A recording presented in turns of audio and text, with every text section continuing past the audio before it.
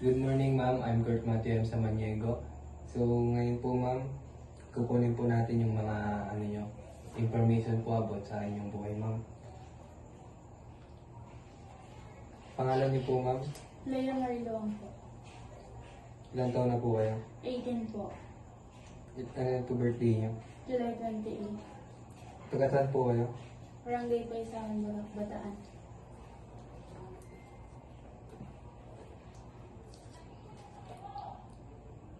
May present illness po ba kayo? Wala naman. Wala naman po. Sa childhood po, may past po ba kayo na history?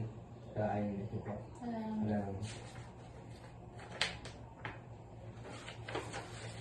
Sa mga allergies po, sa mga gamot or pagkain po, meron po ba? Meron po sa pagkain. Meron po. Seafoods po. Pagka nina-allergy po kayo, ano po yung nangyayari sa inyo? Namamantal po. Namamantal. Namumula. Anong gamot po yung inaano? Cetirizine po. Cetirizine. Tapos ilang oras po siya bago umapekto? Pagka kumain po ako ng bawal sa mga ano lang po. Wala, kumain ako baka siguro mga 3 minutes. 3 ganyan. minutes. Po. May history po ba kayo ng surgeries? Wala naman. Wala naman po. Other felicitation? Wala. Wala naman po. Medical history po? Meron naman po ba? Yung Ano po? heart disease po, diabetes, Wala cancer? naman. Wala naman po. May current medicines po ba kayo iniinom? Wala naman. About naman po sa family history nyo, meron din po ba kayong mga tuberculosis, heart disease, cancer? Wala naman. Wala naman po. Sa father nyo po, ilang taon na po? 42 po. Mother po, 41. ilan po kayo magkakapatid? Dalawa lang po kami. Ilang taon na po isa? 23 po. Yung isa po, 18 na. 18. Babae po ba 23? Lalaki po. Lalaki. Yung isa po, Babae. babae po. May mga history po ba sila ng mga sakit? Wala naman. Wala naman po. About naman po sa health habits niyo po, nag-exercise po ba kayo? Opo, pero madalang lang po. Wala naman.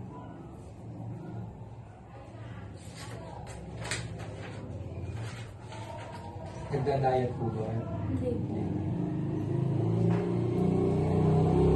O umiinom po ba kayo ng coffee, tea, or cola? Cola lang po. Cola. Ilang cups po per day? 1 cups lang 1 po. cup lang. Alcohol po. Nag-drink po ba yung alcohol? Hindi po. Hindi yan. Gumagamit po ba kayo ng tabako or yosi? Hindi po. Hindi. Drugs po? Hindi po. Hindi yan. About naman po sa personal safety niyo po, nakatira po ba kayo mag-isa lang? Hindi po. Hindi nga po.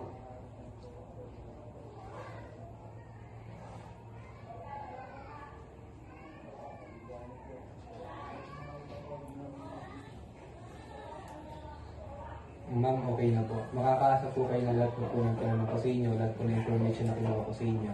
Hindi po lalabas sa ibang tao, sa ating dalawa lang po ito, saka sa doktor na pagsasabihan ko po. Okay, thank you Salamat. po.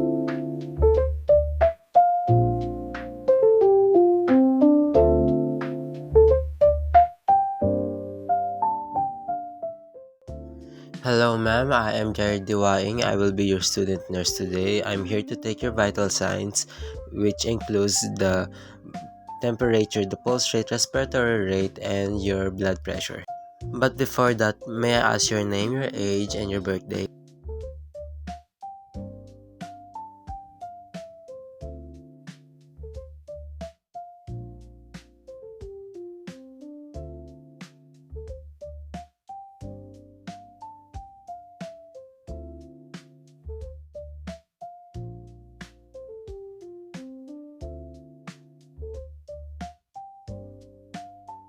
So, ma'am, can you raise your arm for me?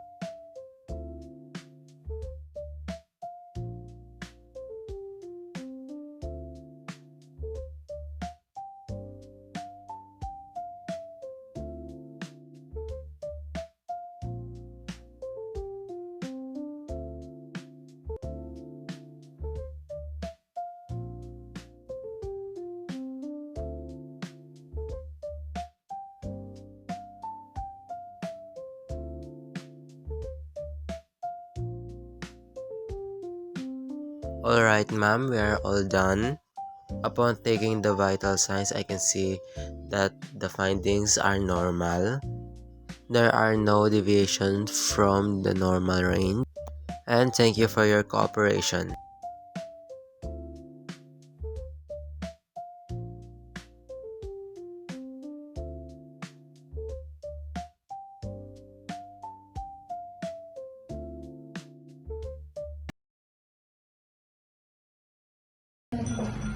Good morning, ma'am. I'm Natalie Bautista. I'm a student nurse for today. May I know your name, ma'am? Hannah Perez, When is your birthday? May 14, 2000.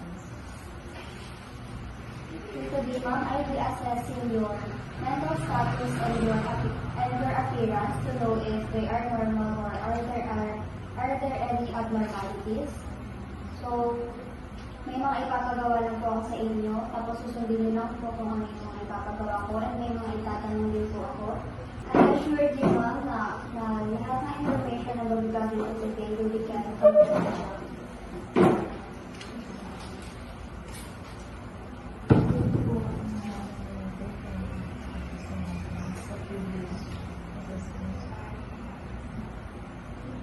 Observe for signs of distress in posture or facial expression.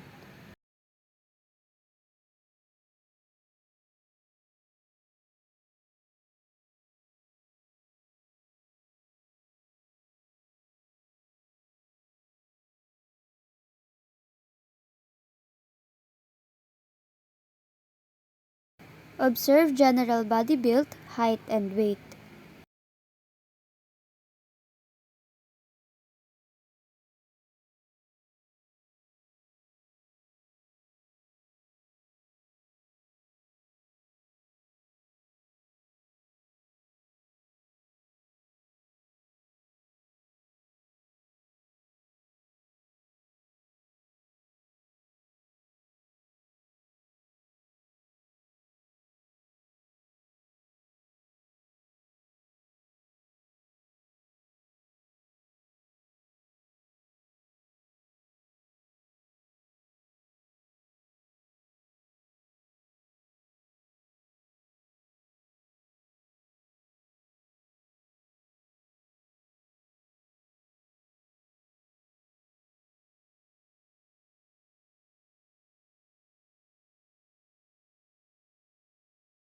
Observe client's posture and gait, standing, sitting, and walking. Observe client's overall hygiene and grooming, and note body and breath odor.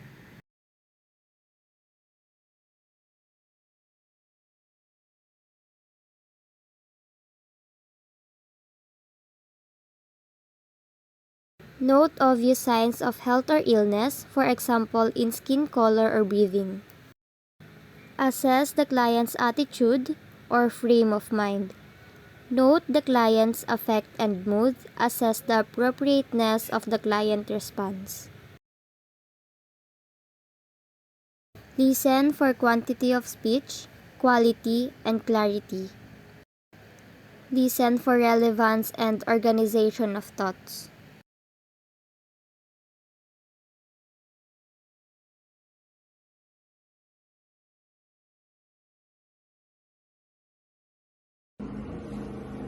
Good morning, ma'am. I'm Natalie Bautista. I'm a student nurse for today, and may I know your name? Hannah Perez, Your birthday? May 14, 2006. So today, ma'am, I'll be assessing your skin to know if they are normal or there are any abnormalities. So, I'll assure you, ma'am, na lahat ng information na magagalit ko will be kept confidential. So,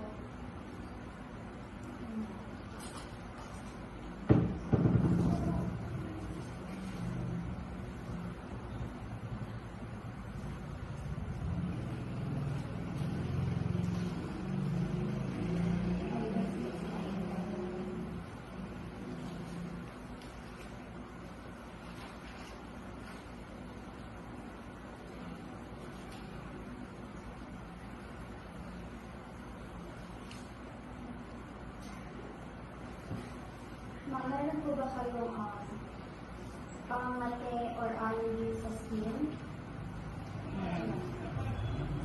pain po na nararamdaman ko sa skin, may medications po ba kayo na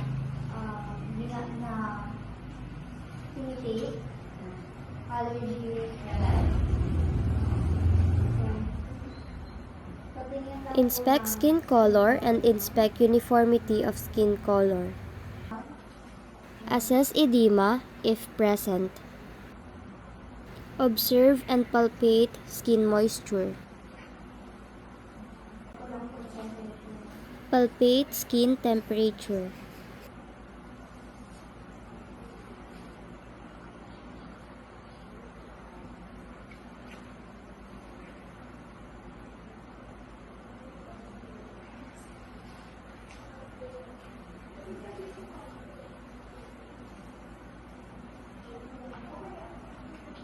Note skin turgor by lifting and pinching the skin on an extremity or on the sternum. Today, ma'am, I'll be assessing your hair to know if there are any baldness or any abnormalities. I'll assure you, ma'am, that all the information will be kept confidential.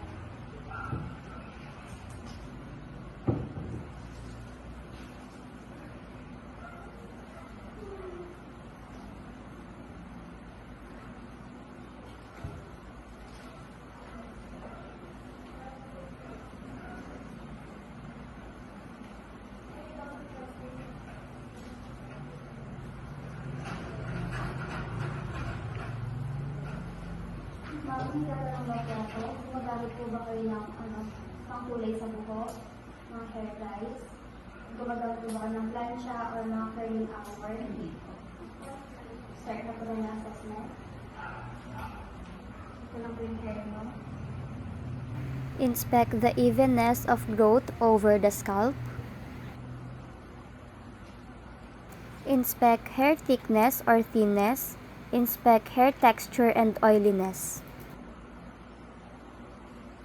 Note presence of infections or infestations by parting the hair in several areas, checking behind the ears and along the hairline at the neck, and inspect amount of body hair. Okay lang po, ma'am. Thank you po.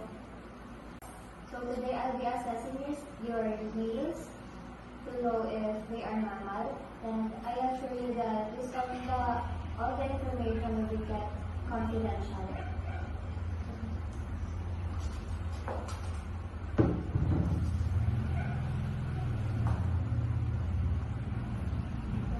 Ma'am, may tatanong lang po ako. Meron po ba kayong history ng diabetes, Wala. injuries? Wala na. Proceed na po kayo sa assessment. Ganun lang po kayo. Inspect fingernail plate shape to determine its curvature and angle.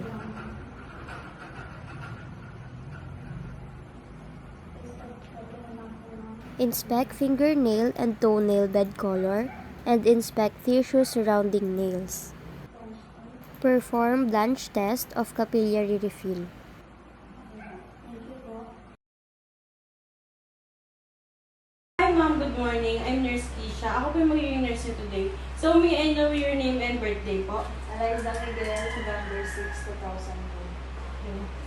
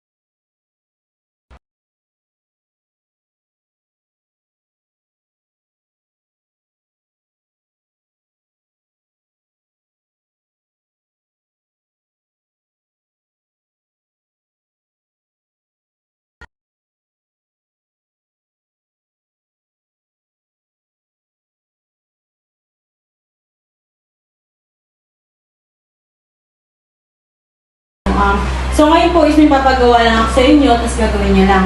So elevate the eyebrows, lower the eyebrows, frown, close the eyes tightly, tapos pops the cheeks, and then smile, walang teeth. And then show the teeth.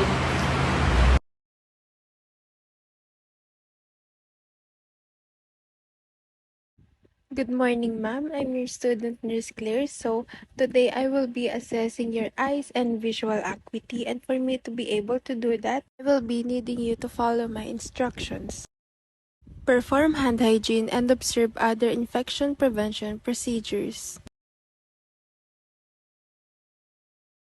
And also provide for client privacy. Next is to inquire the patient about their general health and lifestyle factors that may impact eye health. First, inspect the eyebrows for hair distribution and alignment. Hair is evenly distributed and skin is intact. Also, inspect the eyelashes for evenness of distribution and the eyelids for surface characteristics. Eyelashes are curled outward and the eyelid skin is intact and no discharge. Next, inspect the bulbar conjunctiva. So it is transparent and the capillaries are sometimes evident. Next, inspect the cornea for clarity and texture.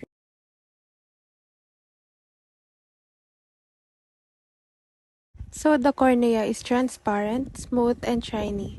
Next, inspect the pupils for color, shape, and symmetry of size. So it is color black and equal in size. Next, assess each pupil's direct and consensual reaction to light. So in findings, the pupil's direct and consensual reaction to light constricts. Next, assess each pupil's reaction to accommodation.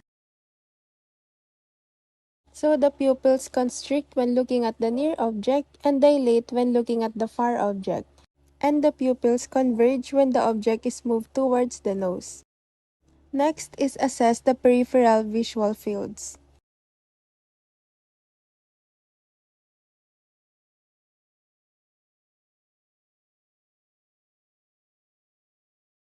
So when looking straight ahead, client can see objects in periphery. Next, assess 6 ocular movements to determine eye alignment and coordination.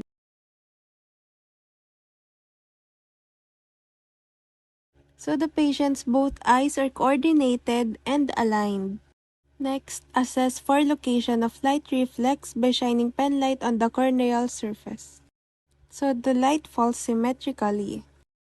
Next, have the patient fixate on a near or far object. Cover one eye and observe for movement in the uncovered eye. So the patient's uncovered eye doesn't move, which is normal. Next, if the client can read, assess near vision by asking the patient to read. So the patient was able to read newsprint. Next, assess distance vision by asking the patient to wear corrective lenses and read from a Snellen type chart. The patient's vision is 20/20. And if the patient is unable to see even the top line of the chart, perform selected vision test. And last, document findings in the client's record.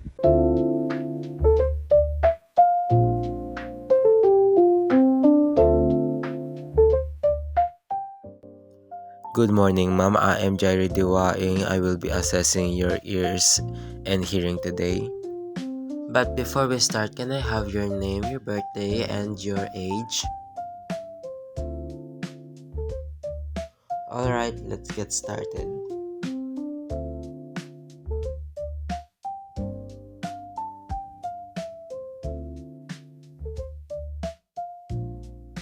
So, ma'am, do you have any family history of hearing problems or loss?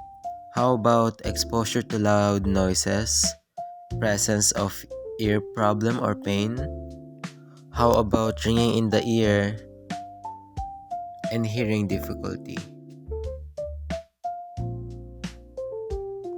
Position the client comfortably seated if possible. Performing the whisper test. Have the client occlude one ear out and whisper a phrase such as "the weather is hot today." To do the tuning fork test, place the base of the vibrating fork on top of the client's head and on the mastoid process of one ear, then in front of the ear canal.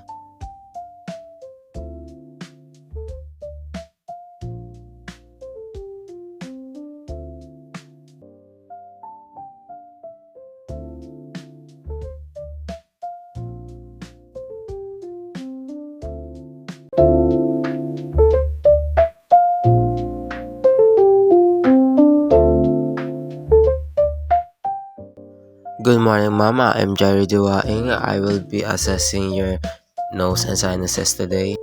But before we start, can I have your name, your birthday, and your age?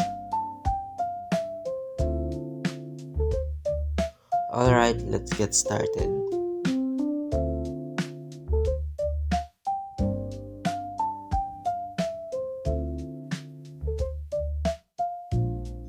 So, ma'am, do you have any allergies or difficulty breathing to your nose, sinuses infections, or any injuries to the nose or face?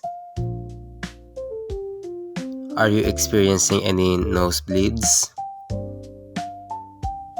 What medications are you taking?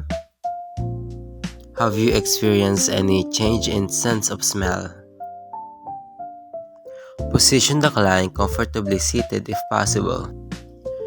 Inspect the external nose for any deviation in shape, size, or color, and flaring or discharge from the nares.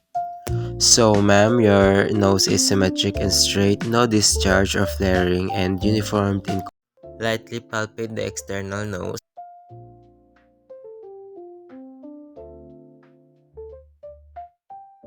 Symmetric, straight, no discharge, and flaring.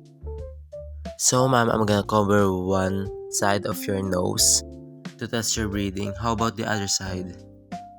Normal findings, air moves freely as the client breathes. Observe for the presence of redness, swelling, growth, and discharge. Normal findings, mucosa pink, clear watery discharge, no lesion. Inspect the nasal septum between the nasal chambers.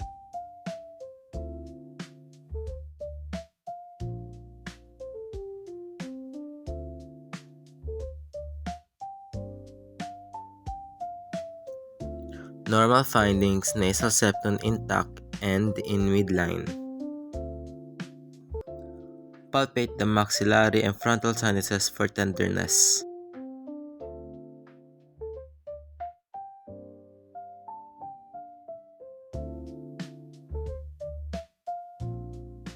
Normal findings, no tender.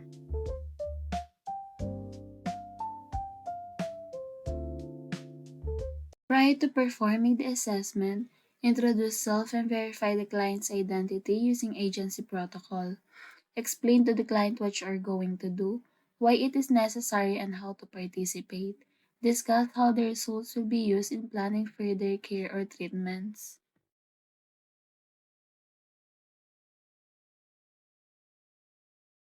Perform hand hygiene and observe other appropriate infection prevention procedures. Provide for client privacy. Inquire if the client has any history of the following: routine pattern of dental care, last visit to dentist, length of time ulcers or other lesions have been present, denture discomfort, medications client is receiving. Position the client comfortably, seated if possible. Inspect the outer lips for symmetry of contour, color, and texture. Ask the client to purse the lips as if to whistle. Inspect and palpate the inner lips and buccal mucosa for color, moisture, texture, and the presence of lesions. Inspect the teeth and gums while examining the inner lips and buccal mucosa.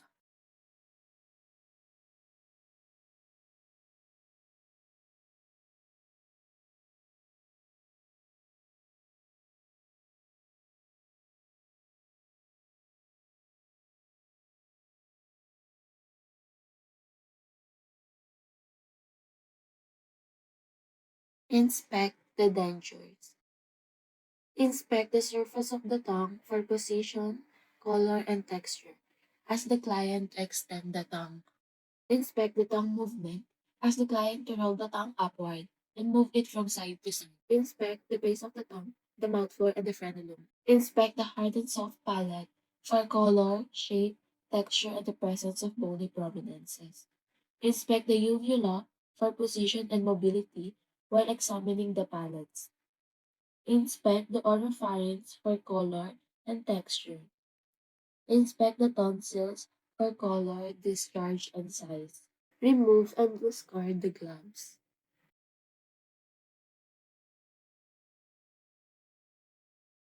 Document findings in the client record using printed or electronic forms or checklists, supplemented by narrative notes when appropriate. Prior to performing the assessment, introduce self and verify the client's identity using agency protocol. Explain to the client what you are going to do, why it is necessary, and how to participate. Discuss how the results will be used in planning further care or treatments. Perform hand hygiene and observe other appropriate infection prevention procedures.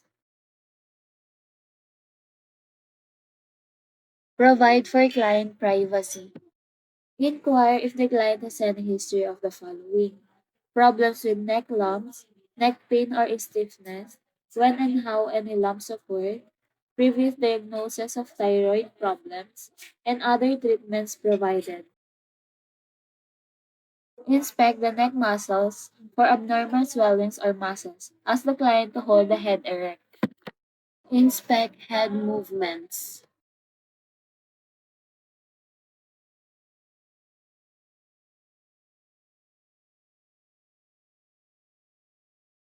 Assess muscle strength.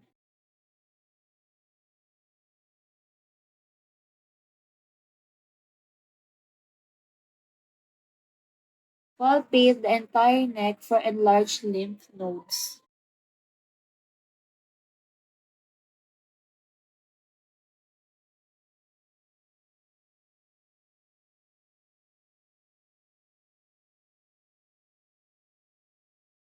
Inspect the trachea for lateral deviation.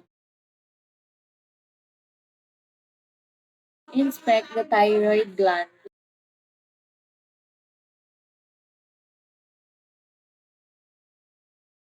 Document findings in the client record using printed or electronic forms or checklists, supplemented by narrative notes when appropriate.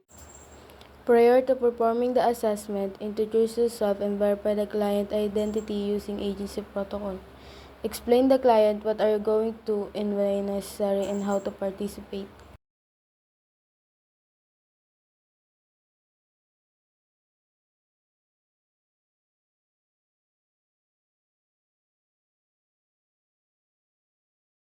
Perform hand hygiene and observe appropriate infection prevention procedure.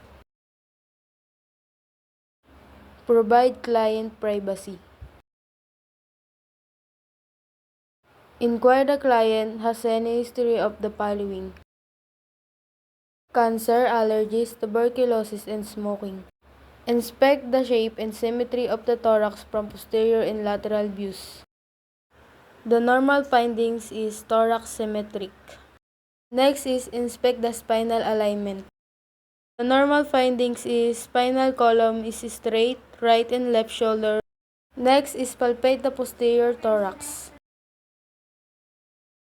The normal findings is skin intact, uniform temperature.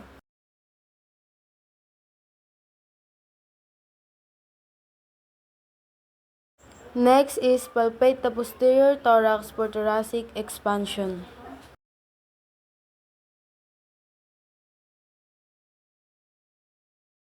The normal findings is full and symmetric thorax expansion.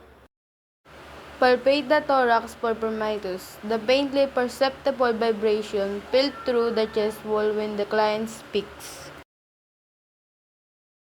The normal findings is bilateral symmetry of primitus. Primitus is the felt most clearly at the apex of the lungs. Next is percuss the thorax. The normal findings is percussion of the rib normally elicit dullness.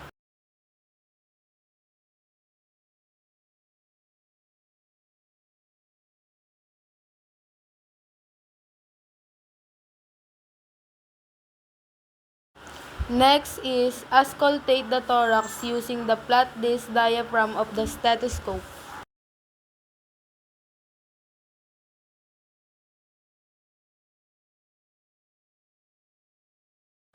The normal findings is vesicular and bronchovesicular breath sound.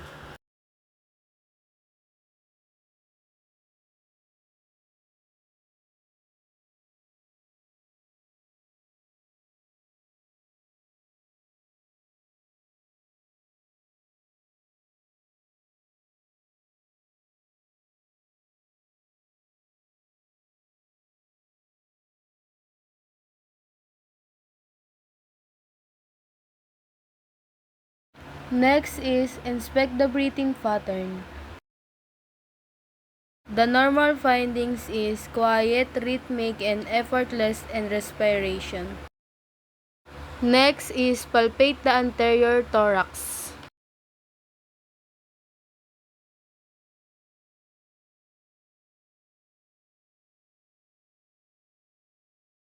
Next is palpate the anterior thorax for respiratory expansion.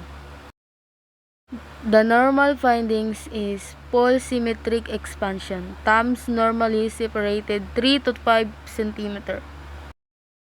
Next is palpate the tactile firmitus in the same manner as for the posterior thorax in the using sequence shown in the 6. Normal findings is same as posterior firmitus.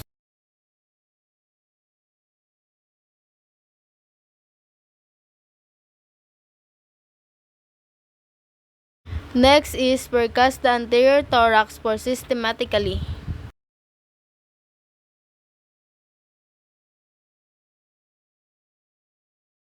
Next is auscultate the trachea.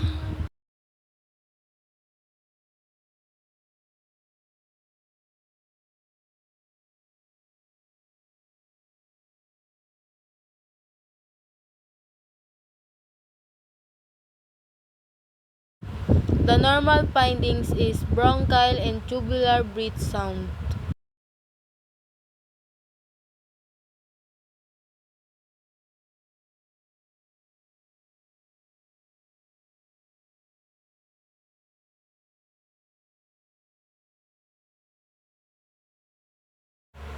The last is auscultate the anterior thorax. Use the sequence used in the percussion 7.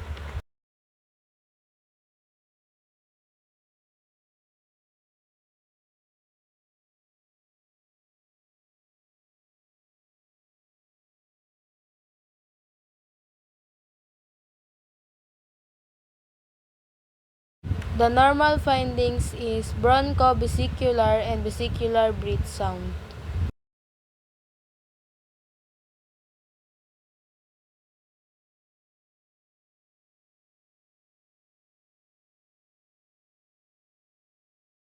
All this procedure is all about thorax and lungs.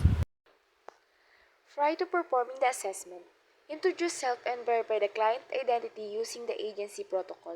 Explain to the client what you are going to do, why it's necessary, and how to participate. Inquire if the client has any history of the following: breast masses and what was done about them. Pain or tenderness in the breast in relation to the female menstrual cycle. Discharge from the nipple. Medication history. Some medication, example given. Oral contraceptives, steroid, digitalis, and diuretics may cause of nipple discharge. Estrogen replacement therapy may be associated with the development of cyst or cancer. Risk factors that may be associated with the development of breast cancer. Example given: mother, sister, aunt with breast cancer, alcohol consumption, high fat diet, obesity, use of oral contraceptive. Inspect the breast of the client for size, symmetry, and contour or shape while the client is in a sitting position.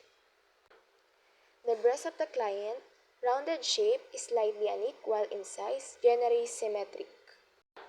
Inspect the skin of the breast of the client for localized discoloration or hyperpigmentation, retraction or dimpling, localized hypervascular areas or swelling or edema. The skin of the client, uniform in color, similar to the skin of the abdomen. Skin is smooth and intact. Emphasize any retraction. To emphasize any retraction, by having the client raise the arms above the head, push the hands together with elbow flex, press the hands down on the hips. The breast of the client has no retraction.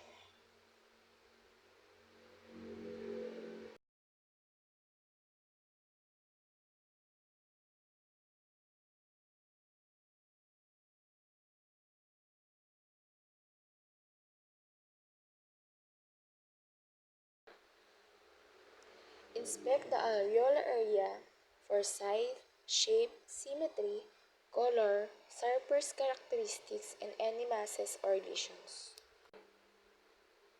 The areolar area is round or oval. The color is dark brown.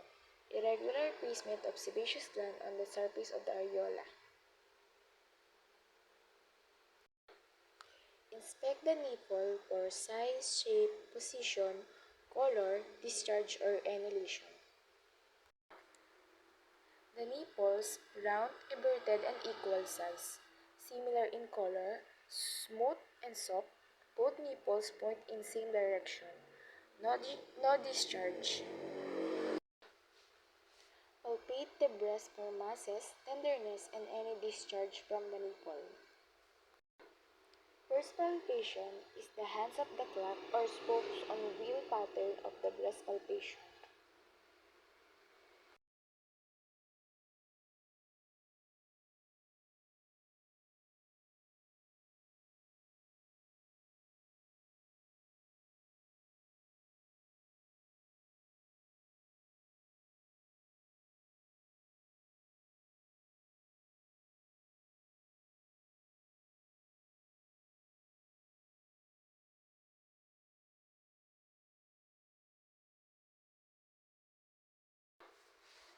For concentric circle pattern and vertical strip pattern of breast palpation, position the client in supine position. The breast flatten evenly against the chest wall, facilitating in the palpation.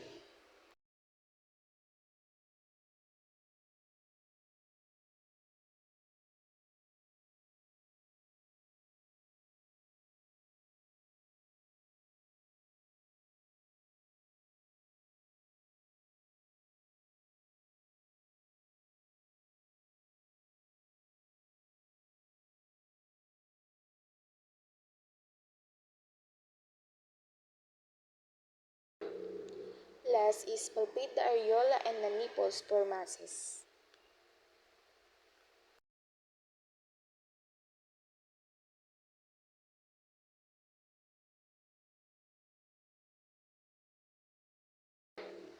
So the client has no tenderness, masses, nodules, or nipple discharge.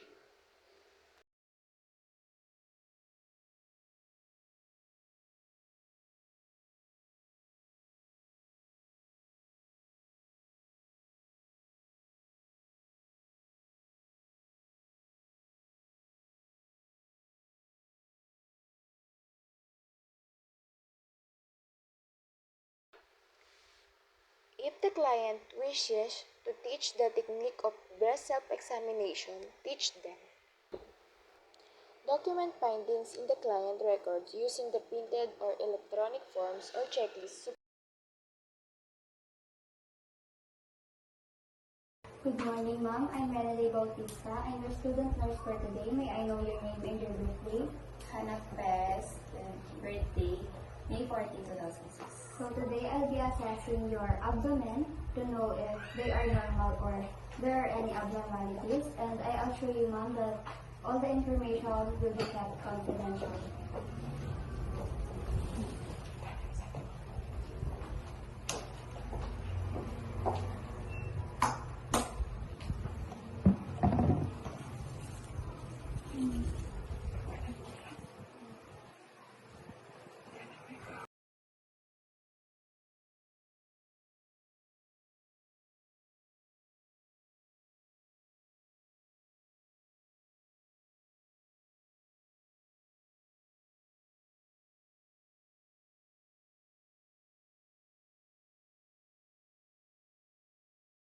Inspection of the abdomen. Inspect the abdomen for skin integrity and inspect the abdomen for contour and symmetry. Observe abdominal movements and observe vascular pattern. Auscultation of the abdomen. Auscultate the abdomen for bowel sounds, vascular sounds, and peritoneal friction rubs.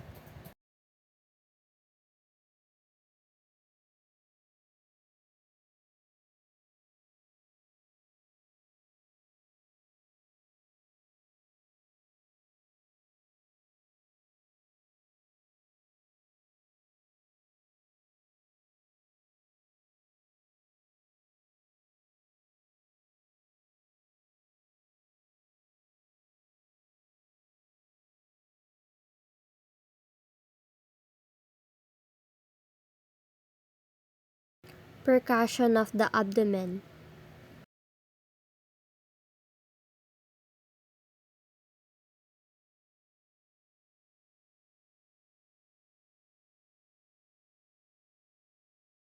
Palpation of the abdomen.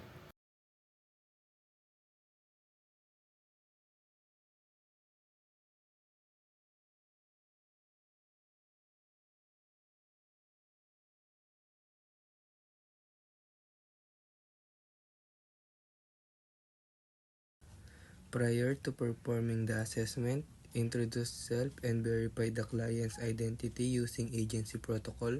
Explain to the client what you are going to do, why it's necessary, and how to participate. Discuss how the result will be used in planning further care or treatments. Good morning, sir. I'm Kurt Matthew M. Samaniego. I'm your student nurse for today. Perform hand hygiene and observe other appropriate infection prevention procedure. Provide for client privacy. Inquire if the client has any history of the following: family history of incidents and age of heart disease, high cholesterol levels, high blood pressure, stroke, obesity, congenital heart disease. Simultaneously inspect and palpate the precordium for the presence of abnormal pulsation, leaps or hebs. Locate the valve areas of the heart. Locate the angle of Lois. It is felt as a prominence on the sternum. Move your fingertips laterally from each side of the angle until you feel the second intercostal spaces. At the edge of the sternum, the client's right second intercostal space is the aortic area, and the left second intercostal space is the pulmonary area. From the pulmonic area, move your fingertips down 3 left intercostal spaces along the edge of the sternum.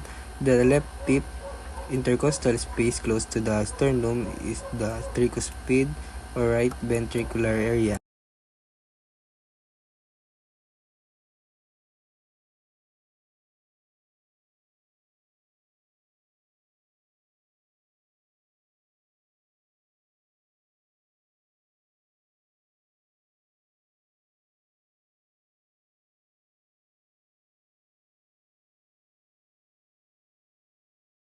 Auscultate the heart in all 4 anatomic sites: aortic, pulmonic, tricuspid, and apical. Auscultation need not be limited to these areas. The nurses may need to move the stethoscope to find the most audible sounds for each client. Heart sounds are of low intensity and other noise hinders the nurse's ability to hear them. Use both the diaphragm and the bell to listen to all areas.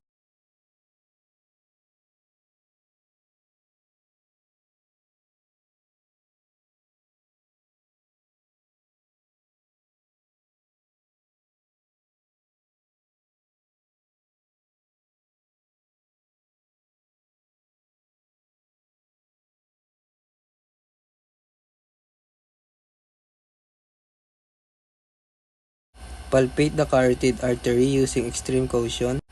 Palpate only one carotid artery at a time. This ensures adequate blood flow to the brain through the other artery. Avoid exerting too much pressure or massaging the area. Pressure can occlude the artery, and carotid sinus massage can propitiate bradycardia. Ask the client to turn the head slightly toward the side be examined. This makes the carotid artery more accessible.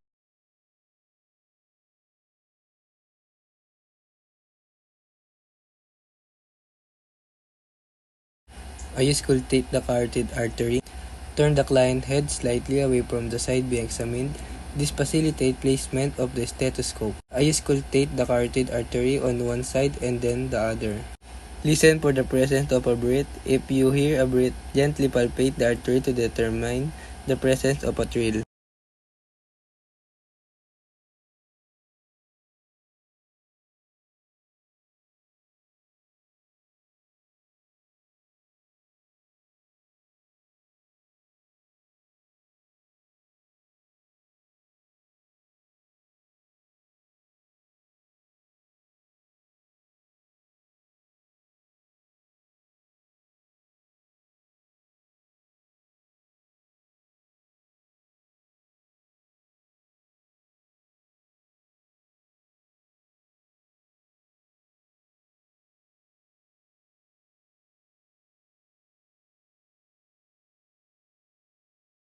Prior to performing the assessment, introduce self and verify the client's identity using agency protocol.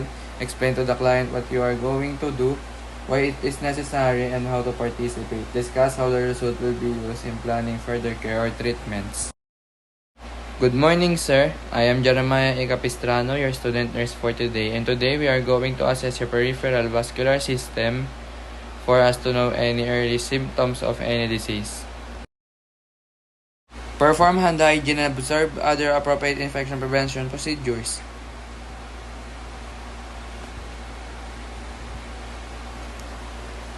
Provide for client privacy. Inquire if the client has any of the following: past history of heart disorders, varicosities, arterial disease and hypertension, lifestyle habits such as exercise pattern, activity patterns, and tolerance smoking and use of alcohol. Palpate the peripheral pulses on both sides of the client's body individually simultaneously, except the carotid pulse, and systematically to determine the symmetry of pulse volume. If you have difficulty palpating some of the peripheral pulses, use a Doppler ultrasound stethoscope.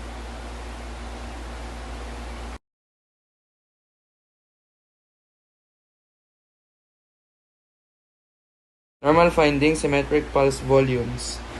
Inspect the peripheral veins in the arms and legs for the presence of appearance of superficial veins when limbs are dependent and when limbs are elevated.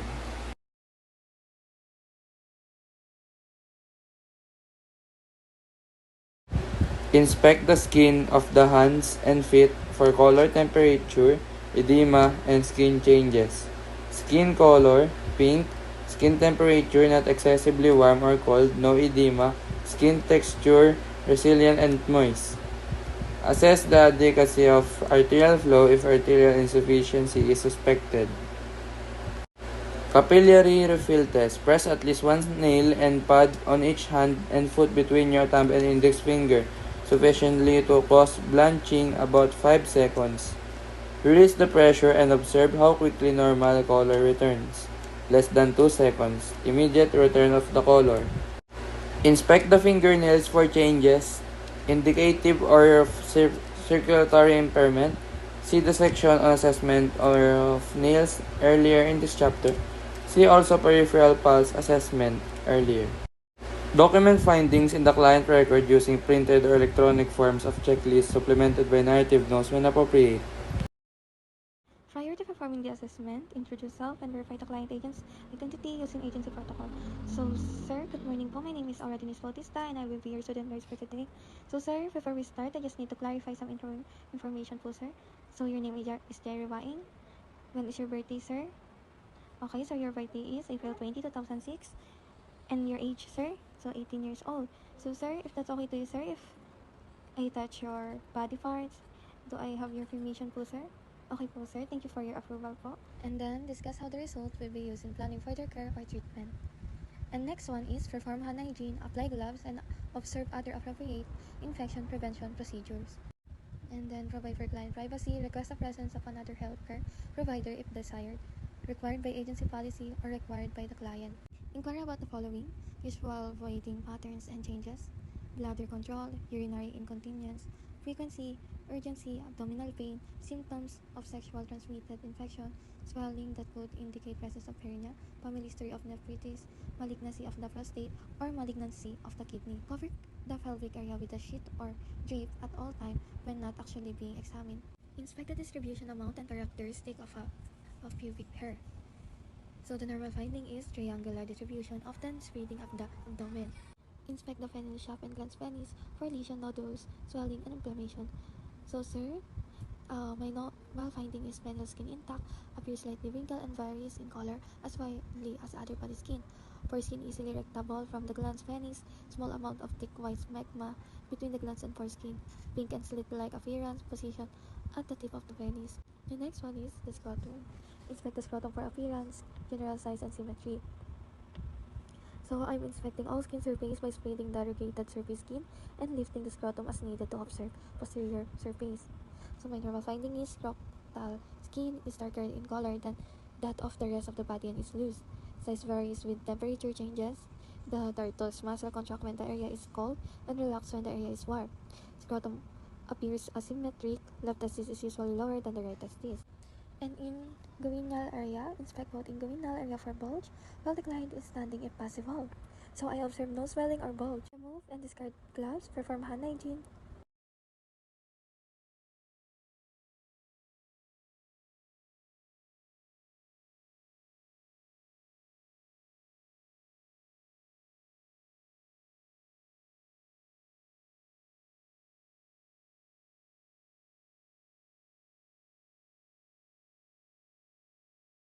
And lastly, document finding in the client record using printed or electronic form or checklist supplemented by narrative notes when appropriate.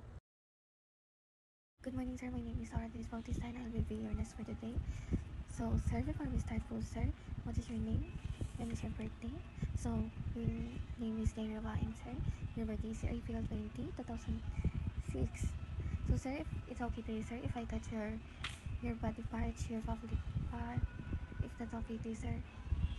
Okay, thank you for cooperating po, sir. So, lahat po ng dinidiscuss dito, lahat ng result po, sir, rest assured is for the further care and treatment po. Perform hand hygiene, apply gloves, and observe other appropriate infection prevention procedure for all rectal examination.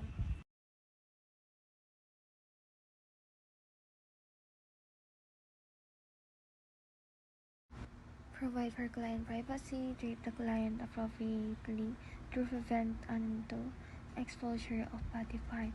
Inquire if the client has any history of the following: bright blood in stools, tarry black stools, diarrhea, constipation, abdominal pain, excessive gas, hemorrhoids, or rectal pain, family history of colorectal cancer. When last tube specimen for occult blood was performed and the result, and for males, if not obtained during the genitourinary examination, sign or symptoms of prostate enlargement. Position the client in adult, a left lateral or same position with the upper leg up. Acutely flexed is required for the examination. A dorsal recumbent position with hips externally rotated and knees flexed or a lithotomy position may be used. For males, a standing position while the client bends over the examining table may also be used. Inspect the anus and surrounding tissue for color, integrity, and skin lesion. Then ask the client to break down as through defecating. Bearing down creates slight pressure on the skin that may accentuate rectal fissures, a rectal prolapse, polyps, or internal hemorrhoids. Describe the client location of all abnormal finding in terms of allocation. Black with the 12 o'clock position to avoid the pubic symphysis. So the finding is intact perianal skin, usually slightly more pigmented than the skin of the buttocks. Anal skin is normally more pigmented, coarser, and moister than perianal skin and is usually hairless. Remove and discard gloves. Perform hand hygiene. Document finding in the client record using printed or electronic form or checklist supplemented by narrative notes when appropriate.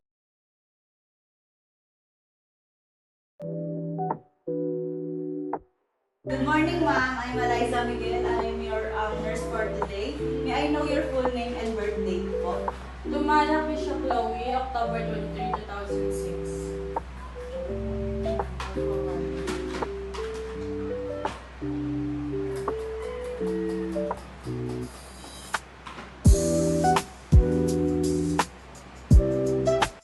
Inspect the muscle for size.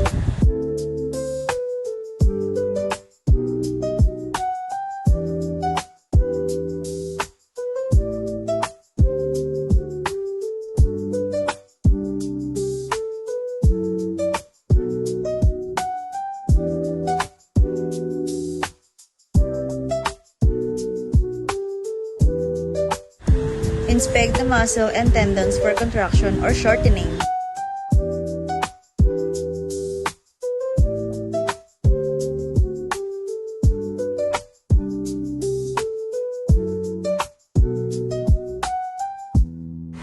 Inspect the muscle for tremors, for example, by having the client hold the arm out of front of the body.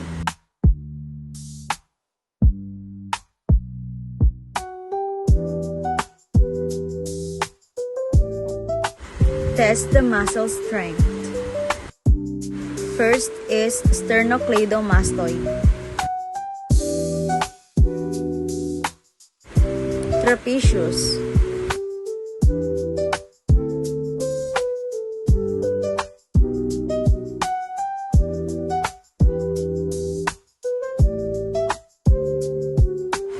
deltoid,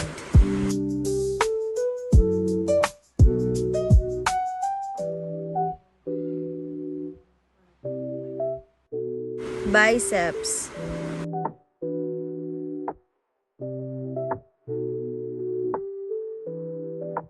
triceps,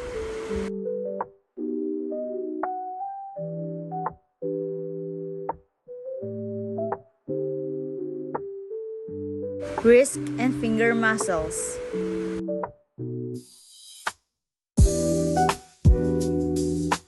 grip strength,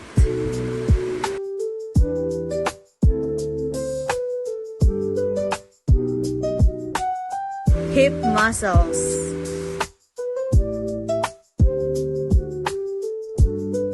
hip abduction,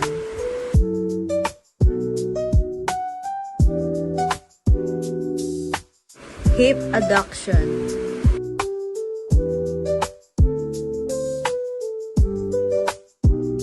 hamstrings,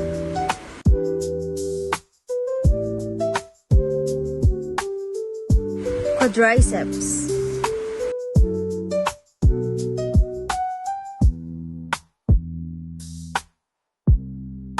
muscles of the ankles and feet,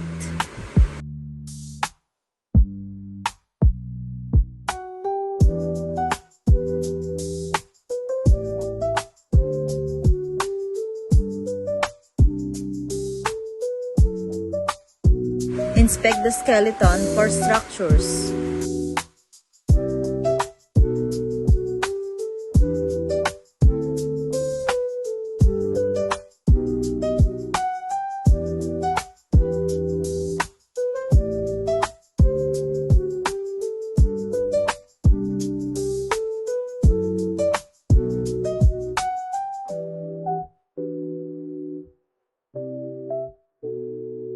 Palpate the bones to locate any areas of edema or tenderness.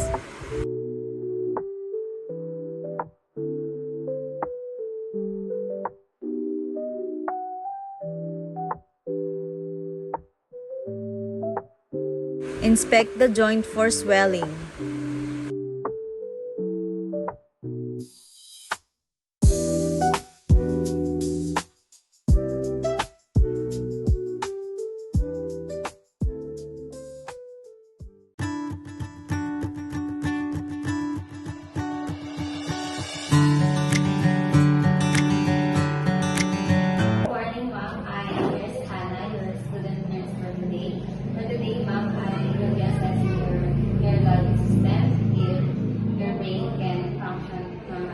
And kung makakapag po kayo ng mga past memories ko, yung mga ginawa niyo po ng mga nakaraan ko hanggang ngayon.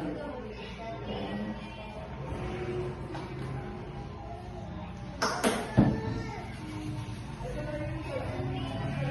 Meron po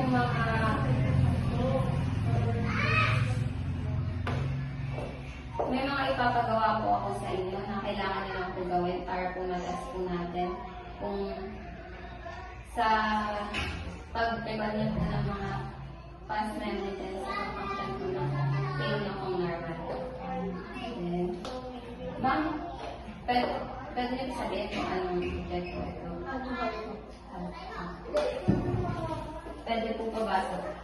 Ma'am, itatanong ko lang po yung simula pagising niyo po hanggang pagpunta niyo po dito, yung mga ginagawa niyo po kanina. Nag-almusal po ako pagising ko ng mga alas 7. Tapos, nagbasa-basa lang po ako ng libro. Tapos, kachat ko lang po kanina yung mga kaibigan ko. Tapos nung magka-alas 10 na, tapos na magka-alas 9 na nag-ayos na ako, naligo. Tapos mag-alas 10 na, saka na ako nandito sa center.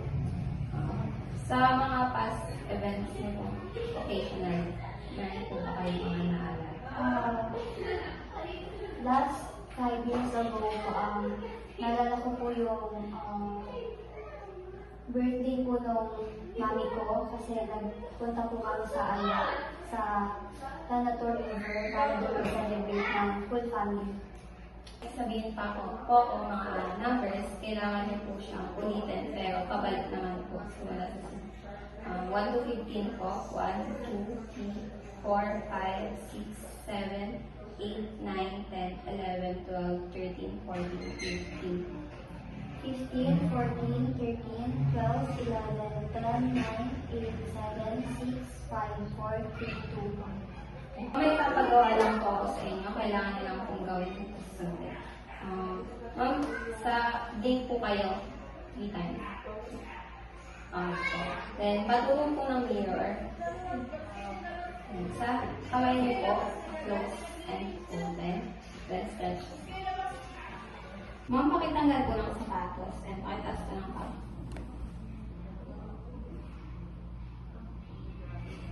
Kabila naman.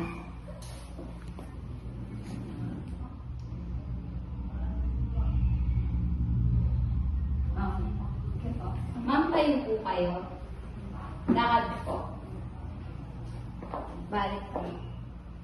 Then, tayo, papikit po. Then, patas po ng isang paa. Yan. Kabila. Kabila naman po. Yan. Kabila na. Kabila po.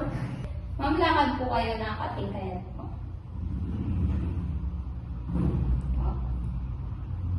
Nakakapahil naman. Pahil.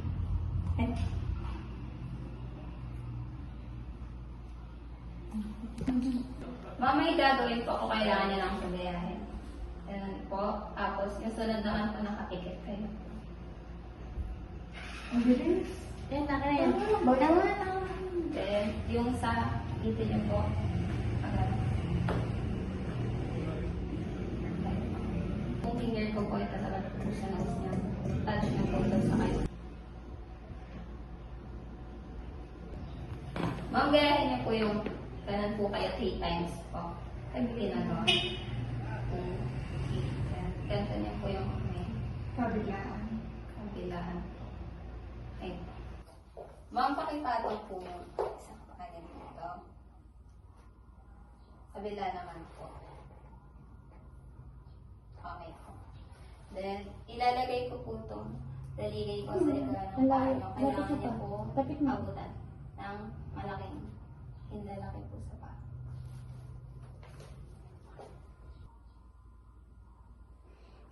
Ma'am, idadapi ko po sa inyo ito.